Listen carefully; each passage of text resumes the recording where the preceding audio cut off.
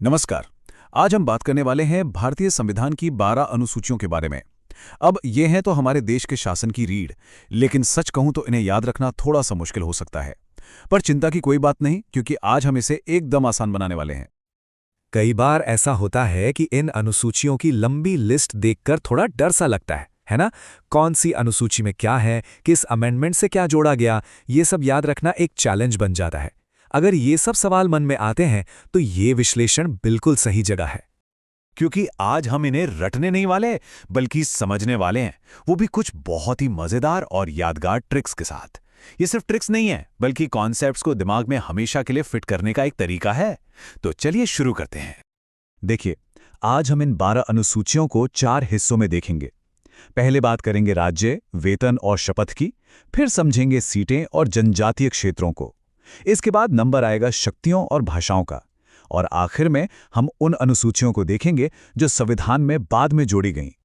ठीक है, तो सबसे पहले बात करते हैं पहली 3 अनुसूचियों की। ये हमारे देश की नींव और उसके जो बड़े अधिकारी हैं उनसे जुड़ी हैं, और इनको याद रखने का तरीका तो बेहद ही सरल है। अब मजा तो इनकी ट्रिक्स में है।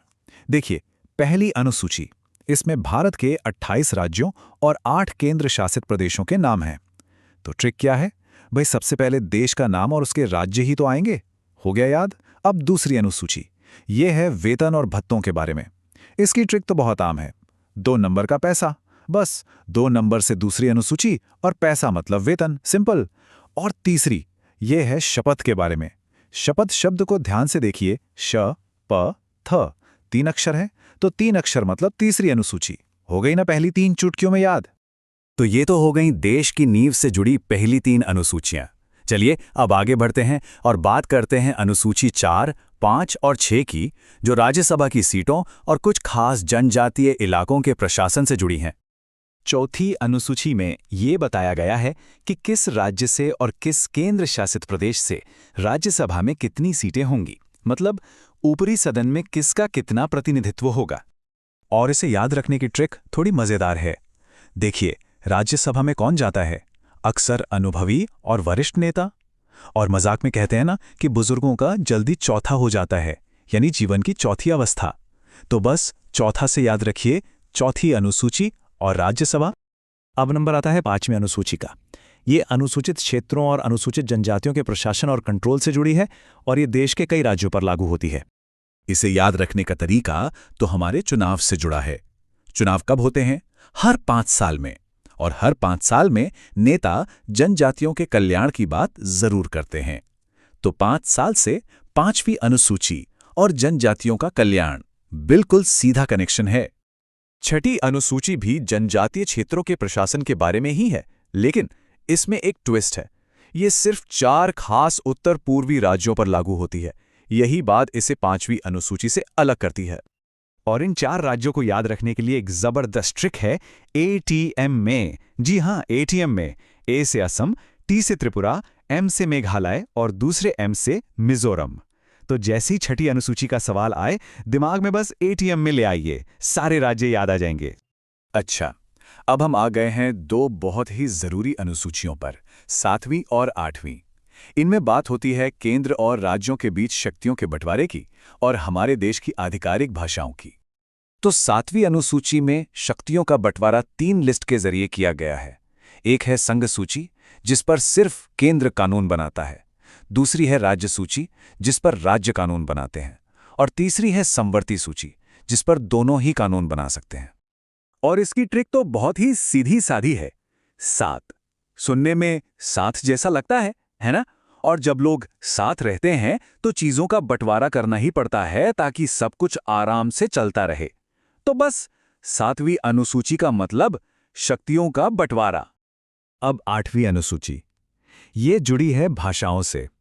जब संविधान बना था तब इसमें सिर्फ 14 भाषाएं थीं, लेकिन आज इसमें पूरी 22 आधिकारिक भाषाएं हैं, जो भारत की कमाल की विविधता को दिखाती हैं। और इन भाषाओं को जोड़ने की कहानी भी बड़ी मजेदार है। सबसे पहले 21वें संशोधन से सिंधी भाषा को जोड़ा गया। फिर 71वें संशोधन से 3 और भाषाएं आईं, जिन्हें याद रखने की ट्रिक है नमक। जी हां, नमक।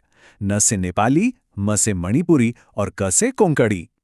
इसके बाद 92वें संशोधन से 4 भाषाएं और जोड़ी गईं। और इसकी ट्रिक है बदमाश। बी से बोडो, डी से डोगरी, एमए से मैथिली और एस से संथाली। तो बस नमक और बदमाश और सारी भाषाएं याद।